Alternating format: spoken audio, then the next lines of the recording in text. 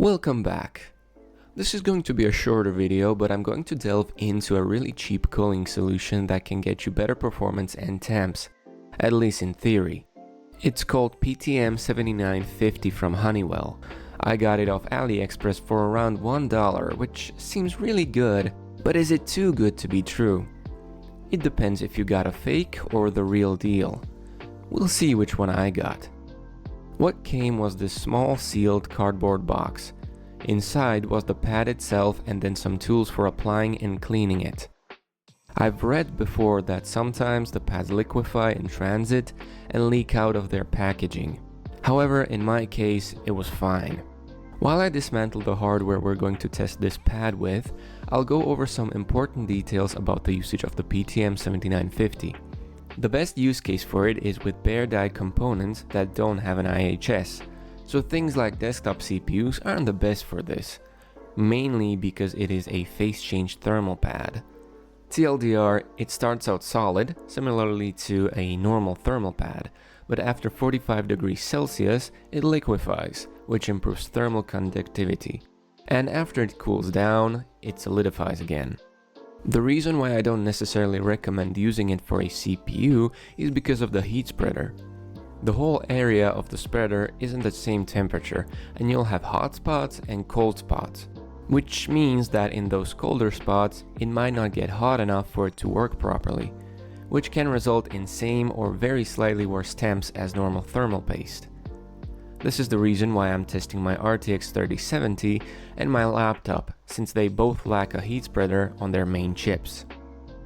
For those wondering what laptop I'll be using, it's this one, with a Ryzen 7 5800HS and an RTX 3050, specifically the 4GB 45W model. Nothing too extremely demanding, but it should still show some difference. Now, before you try to apply the 7950 to your chips, it's recommended that you chill or put it in the freezer for a while, so that it solidifies even more and it is easier to work with. Just watch out for condensation. What worked for me was putting it in the freezer for around 30 minutes before applying. Like I said, it's not necessary, but it makes your life easier.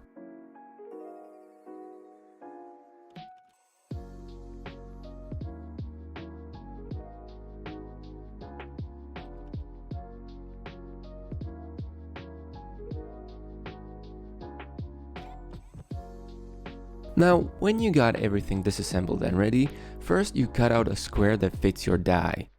You can make a paper template that you'll cut around.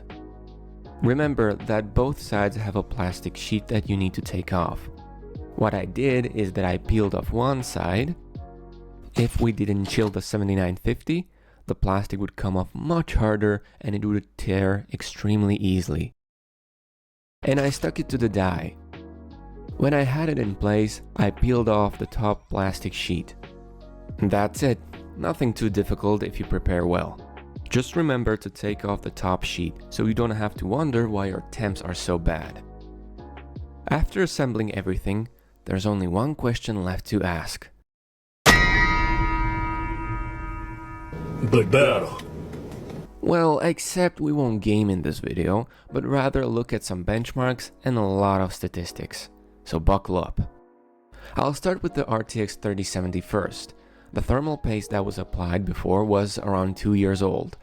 It was starting to get ever so slightly crusty, but it would be still fine for another year or two.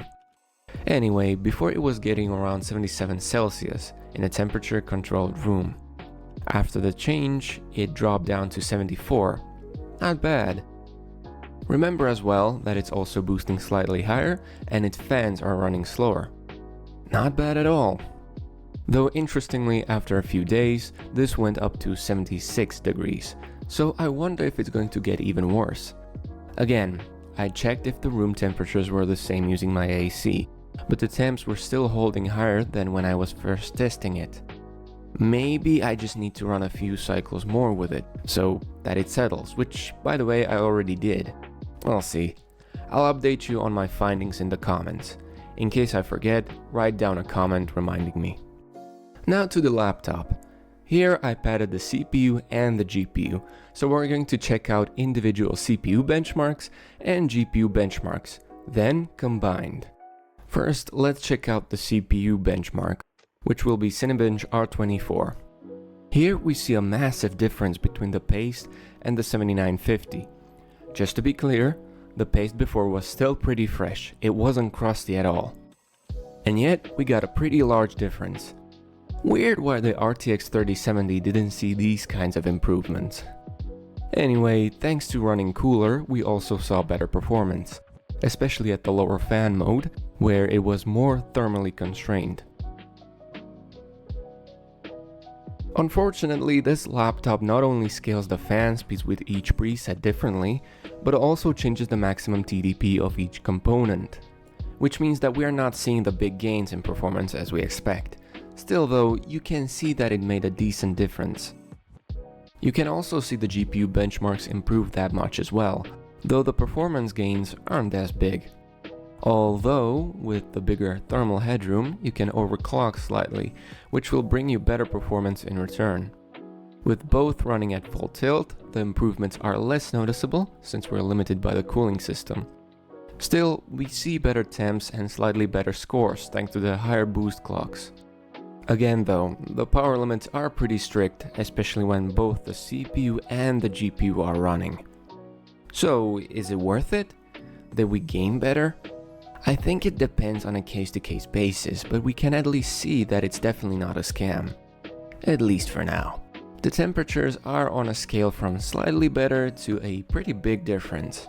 You can definitely try it out for yourself, either try your luck with AliExpress sellers like me, or buy it from a more reputable source. It all depends on where you live and which is more accessible to you. And with that, we're at the end of the video. If you liked it and want to see more content, press the like and the subscribe button to see more videos from me. Hopefully, I'll be able to put out a few more videos before disappearing again due to college. Anyway, that's all from me. See ya.